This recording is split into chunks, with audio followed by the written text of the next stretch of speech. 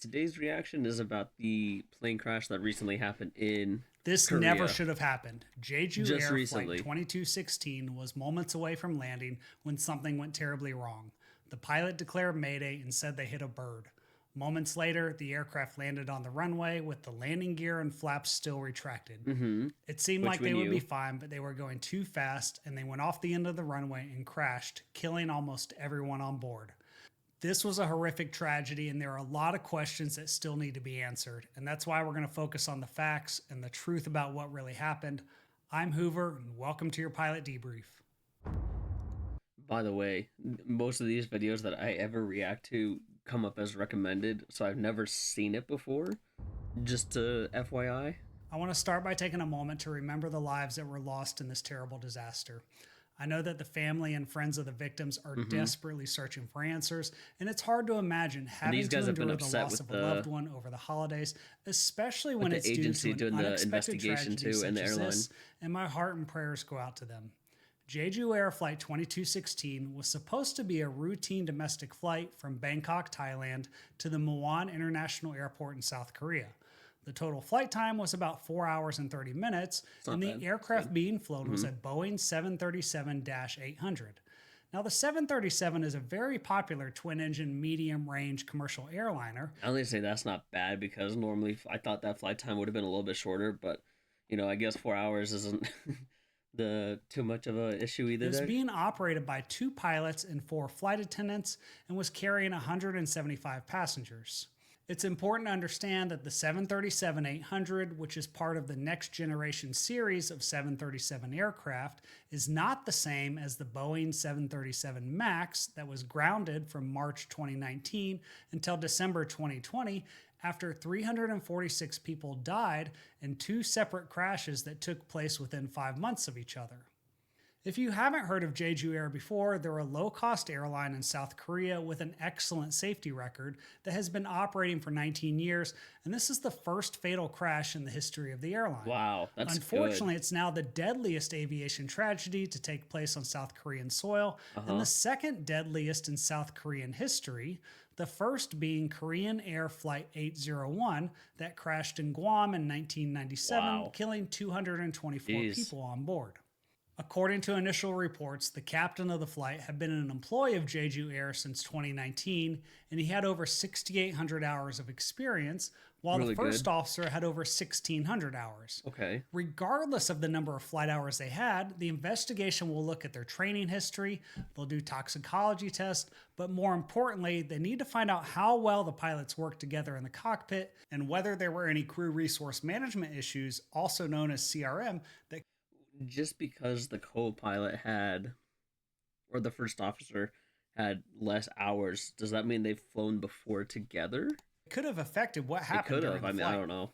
One of the issues that we saw in the Korean Air 801 tragedy was a failure of the first officer and the flight engineer to challenge the captain when he was making critical mistakes, and this was largely due to a cultural issue where the captain was viewed as always being right. Now, I'm not suggesting this was a problem with the Jeju Air pilots, it's just something that's going to be looked at. Okay. The other issue that could be a significant factor is fatigue. Jeju Air departed from Bangkok at 2:28 a.m. jeez. local time, which was 4:28 a.m. in Korea. Wow. I think that's probably one of the worst times to take off because your body's circadian rhythm causes you to be the most tired between 2 and 4 a.m. So the question is, how much rest did the crew get before the flight? They could have been very tired by the time they tried to land, and that could have played a small role in their decision making. We're going to talk more about the pilots later. Isn't there a thing for how much sleep they need to get before they go on a flight? I know how many, like, they shouldn't be drinking before they go on a flight, either the day before or a few days before, but isn't there amount of sleep that you need to have and the amount of time you've been flying? Doesn't it play a part into all of But this? for now, to better understand how this could have happened, we need to take a look at the airport they were landing at. Muan International Airport is located Right. on the southwest end of South Korea and opened in November of 2007, and it was intended to serve as a regional hub, but critics say the development of the airport was largely politically driven. In fact, despite initial projections of 9.9 million annual passengers, Only about 500,000 passengers used the airport in 2018, Hmm. and that has since dropped to just Why 246,000 is in that? 2023. Just for reference, over 100 million passengers use the Incheon Airport near Seoul every year. The Muan Airport only features one runway, and that's runway 0119, which is Mm-hmm. 2,800 meters or So it's a small airport. 9,186 feet long. That might seem short for an international airport. However, depending An international airport, but it's smaller. I'm thinking it's smaller, so I'm saying smaller, but huh? on the landing weight and runway conditions, the 737 can land on runways as short as 1,500 meters or 4,900 feet long, so the runway at the Muan Airport was more than long enough under normal circumstances. Okay. When it comes So to the investigation, there are three main issues with this airport that need to be considered. The first is the role that the tower controllers played in all of this. The reason I bring this up is because until December of 2024, the airport hadn't hosted regular international flights, and the Jeju Air interesting. flight was part of a new route from Muan to Bangkok that launched on December 8th, about 20 days prior to the tragedy. Okay. So critics have questioned whether the airport was operationally ready, considering it had kind of been declining in service volume over recent years. Did the tower controllers know the aircraft Was this supposed to bring in new flyers, you think? Was this supposed to bring in new or more people to come into this airport, which is the reason why they did what they did? was about to land without the landing gear extended? And if so, did they try to warn the pilots? Now, don't get me wrong, I'm not trying to blame the controllers. I'm just saying that the investigators are probably going to review their qualifications and their training history, but also their communications to see if there was anything that could have been done better. The second issue with this airport that was a factor in this Right. mishap was the number of birds in the area. The Muan International Airport has the highest bird strike rate among all of South Korea's airports, with 10 incidents over the last 5 years. Now, that's not a huge number, but the rate of incidents is 0.09%, which is about 8 times as high as nearby airports. The reason it's so high is because there are several bird habitats located nearby that can pose a threat to aircraft taking off or landing. As a side note, when I was flying the F-15E and was the chief of wing safety, we had a very active bird hazard program that we used to protect aircraft. Mm-hmm. During the peak migratory season, we would reduce or prohibit aircraft from taking off or landing around sunrise when birds are most active because it wasn't worth the risk of a bird strike. Now, I'm only bringing that up because the Jeju flight was trying to land at 9 a.m. local time, which was about 1 hour and 10 minutes after sunrise, so right at the end of the peak window for bird activity. There are also other ways to reduce the number of birds around the airport, such as sound cannons, lasers, and a Which they few probably other didn't tools. use. And previous assessments at the Muan airport have recommended the use of some of those measures, but allegedly implementation had been delayed. In fact, it's already been reported that Korean regulations required a staff of 4 personnel to drive away birds from the airport, but only one was on duty at the time of the crash. Okay. So we're already starting to see how all the Issues. holes in the Swiss cheese are lining up, Mm-hmm. and that brings us to the biggest problem with this airfield. Birds definitely could have been a problem. The third issue with this The airport birds could have been a problem, but we won't know until they actually like go through the wreckage and see if something's in there. Perhaps, right? There might be something in the engine somewhere. which was a huge threat, was the construction design of the runway end safety area. This is an area typically 500 feet wide, extending 300 meters or 1,000 feet beyond the end of the runway, that should be graded appropriately in case of an aircraft overrun. When construction on the Muan airport began in 1999, the ICAO standards said that the area 60 meters from the end of the runway threshold is the limit of the runway strip, illustrated by That's the a red problem. dashed line, and the runway end safety area is required to extend 90 meters beyond So they that, didn't follow the but they rules. recommend 240 meters, which would be a total of 300 meters or about 1,000 feet from the end of the runway. Additionally, any equipment within that area, such as ILS antennas or lighting, must be mounted on frangible supports.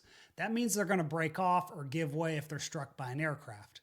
Now, when it comes to the Jeju crash, although the ILS equipment might have been frangible, it was installed on very thick reinforced concrete on a dirt mound located only about 250 meters from the end of the runway. Now, technically, even if it was 300 meters from the end of the runway, it probably would have been the same outcome. But the truth is that there's just no reason for this. The Why was problem that is that though? when they built the airport, they wanted to put the ILS antennas more level with the runway. So instead of buying taller antennas or grading the terrain, It's they built short. a big mound of dirt and Oh, concrete. The sad truth is that if it wasn't for that berm, the aircraft would have continued ahead through into a the road. perimeter wall, which is probably made of hollow cinder blocks, and the damage likely would have resulted in a much lower number of casualties. I also want to point out that tragically, It would have been a much lower number running into the cinder block wall than it was as it happened when it ran into that barrier it had. That's if crazy. the aircraft had landed on runway 01 to the north, it doesn't appear as if there's any obstacles off the end of that runway that would have been a factor, and perhaps they all would have survived. This was just a horrific tragedy, but now that you understand a little bit more about the airport and why so many people died, we need to talk about how the aircraft got into that situation in the first place and what happened during the final moments of the flight. How do you find Two out of all the this most critical information, by the pieces of way? evidence for this As some of it investigation hasn't been are the flight released, data for recorder and the example. cockpit voice recorder. Both of those were recovered from the crash site, but it could take several months before all of that is released. In the meantime, the aircraft was transmitting ADS-B data that's available to the public Mm-hmm. through websites such as Flight Radar 24, Or flight and based tracker. on that information, here's what you need to know. If the aircraft was flying a normal 3-degree glide path to land, then they would be at 1,700 feet, about 5 nautical miles from the end of the runway. However, according to the data, at 8:56:51, the pilots were at 1,700 feet when they were 6 nautical miles from the runway, so they were slightly low on the approach, but everything was stable, and they Huh. were descending at a rate of about 750 feet per minute with a ground speed of 144 knots, which would be Math. consistent with the landing gear and at least some of the If you're not good at math, do not become a pilot. If you're good at math, I mean the world is in your hands at this point. flaps extended. Off topic. At 8:57, the tower made a radio call warning the pilots about birds, saying something like, "Use caution for bird activity." Hmm. And about 30 seconds later, the pilots made a slight turn to the right and then corrected back to the left to resume course. Okay. This could have been to avoid some birds, but they maintained a stable airspeed and rate of descent until 8:57:50 when they pushed the nose over, and at 8:58 their rate of Wow. descent was just over 1,200 feet per minute. Once again, this could have been a maneuver to avoid the birds, but what happened next is the most interesting part. That's because starting at 8:58:21, they were only 2 nautical miles from the end of the runway and at an altitude of 450 feet above the ground. That's about 200 feet low on the approach, and for some reason, for the next 7 seconds, they rapidly transitioned to an 1,800 foot per minute rate of climb before descending back down and then What? leveling off a few seconds later. Why? It's not clear why they made the climb and then leveled off, but the data stopped at 8:58 and 50 seconds, and it was 8:59 when the pilot made a radio call saying, "Mayday, mayday, mayday.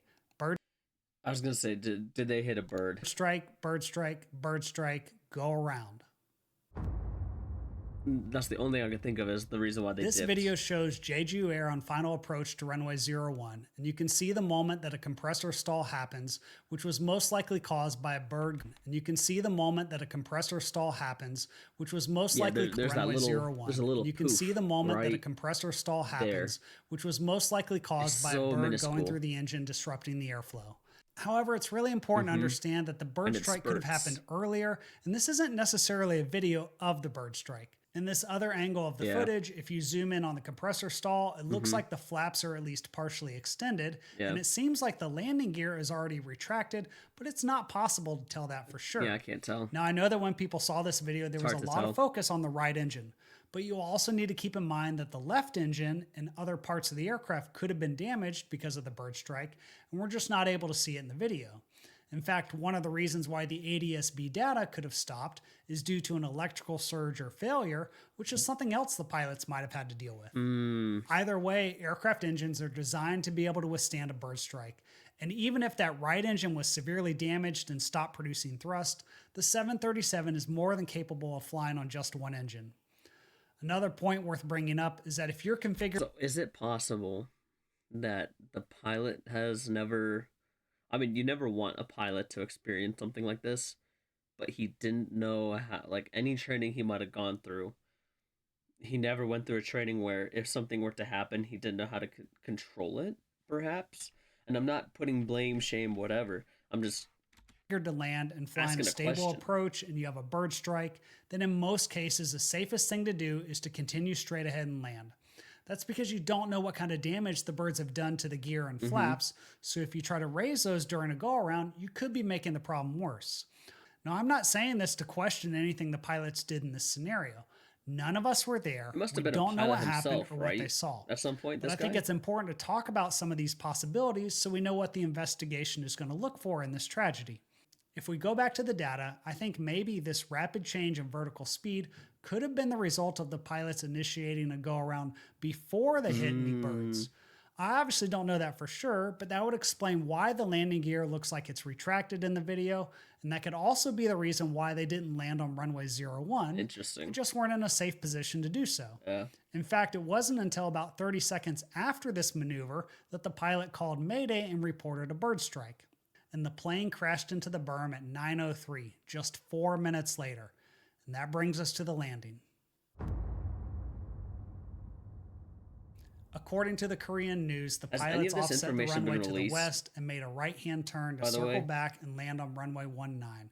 If that's true, I'm wondering who was flying the aircraft. Mm-hmm. Because if it was the captain, then it would have been very hard for him to maintain sight of the runway, and he would need to rely on the first officer to tell him when to turn, and he could have started his turn back towards the runway too early.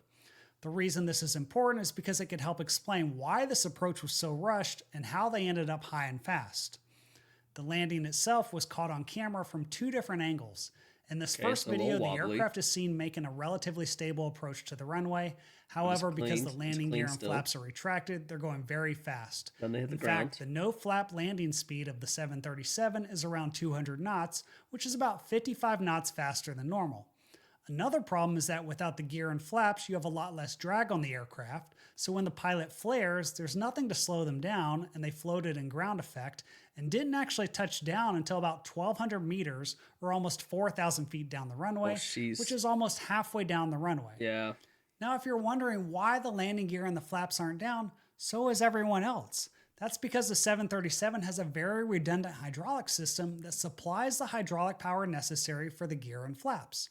A bird strike to one engine wouldn't normally cause the kind of damage that would eliminate the prime. If you ask me about what all this information is on the screen, I could tell you I don't know for certain. I have no idea what any of this is. Like this, like I understand how it all connects, right? For the most part, but Primary and backup hydraulic that's systems. a lot. That's a lot. It's just an extremely unlikely scenario, but even if it did happen, the understand pilots still if have you an don't alternate know what it means to is. lower the flaps and the gear, but both of those procedures require Sorry, going through the redundancy. checklist, and the manual gear extension is only available via a small handle and a door on the floor near the first officer's seat, so it's just not possible to do that in the short amount of time they had. Additionally, in this other video of their landing, you can see the thrust reverser deployed on the right engine. That requires hydraulic power, so it doesn't make sense that the pilots would have hydraulic power for the thrust reversers, but the landing gear and flaps would still be retracted. Yeah. And just in case you were wondering, the thrust reversers on the 737-800 don't require weight on wheels to operate. You just need to be less than 10 feet above the ground, and that was proven to be true when a 737 operated by Ryanair deployed their thrust reversers moments before they landed. Okay. Now, it's also worth pointing out that the way the heat and air conditioning system is designed on the 737, if you have a bird strike in the right engine, that could cause smoke and fumes in the cabin, but if a bird hits the left engine, that would cause smoke and fumes in the cockpit.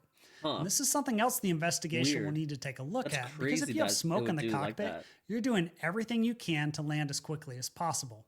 But that still doesn't explain why the gear and the flaps were retracted. Unless he was trying to like pull up or pull out. Before I show you probably the most important clues in these videos, let me just say that I always do my best to avoid speculating, and I debated whether or not to even make this video when we don't have the results of a full investigation.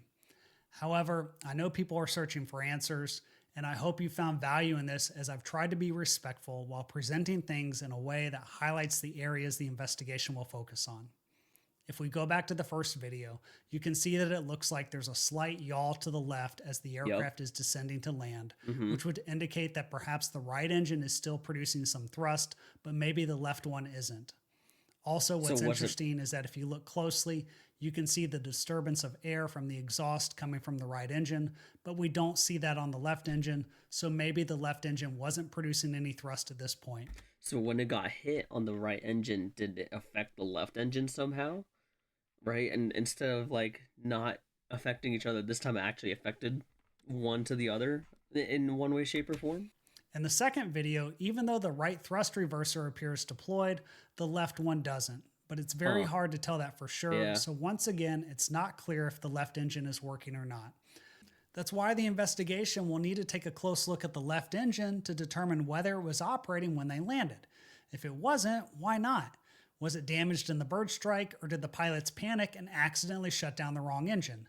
Because the truth is that if the left engine wasn't working and the right engine was also damaged, then the pilots would have likely been trying to preserve airspeed to have as much glide distance as Mm-hmm. possible to make it back to the runway. That would mean keeping the gear retracted until landing is assured, but it doesn't explain why they wouldn't at least lower some of the flaps to help reduce their landing speed. However, Interesting. the situation could have just been so chaotic with all the warnings going off that they simply forgot to lower the gear and flaps. Either way, I want to be clear when I say that we need to wait for the full investigation. And considering how difficult things probably were for the pilots, they still managed to safely get the aircraft back on the ground. And if it wasn't for the dirt and concrete berm at the end of the runway, then everyone still might be alive today. I'll make a follow up video once. So I'm not saying it to blame either, but I think that dirt and that thing they put there, where is it? This, right? I think this was a big issue. This shouldn't have been there. In my opinion, this should not have been there. It would have been worse because it would have left out of the area, yes, but I think this was the biggest problem for what has happened. For two, I think I don't want to I don't want to say he didn't have enough training, but maybe there just wasn't enough training for the pilot and the first officer to deal with the situation at hand. Maybe. I'm not saying I'm right. I'm not saying I'm wrong, but just food for thought. Um, Runway, then everyone but still might be alive today. I'll make a follow up video once we have more details from the oh no. investigation and put a link to it on the screen here. But in the meantime, if you want to learn about the pilot mistakes that caused the 10 deadliest aviation disasters in history, including the story of Korean Air Flight 801, then be sure to check out this video using the link on the screen, and I'll see you on the next debrief. No, this was well put together, I must say. I don't know if he is a former pilot. This just showed up on my recommended thing, and I decided to watch it. But I mean, it's a shame it happened just within the new year, and hopefully there are some answers. And maybe if there is actually a second part to this, I'll react to it as well. But it's tough, man. It's tough. My heart goes out to the families and everything, right? To those who have lost someone on that plane, to the pilots, to any crew. It's a shame, honestly, but good insight. Good insight.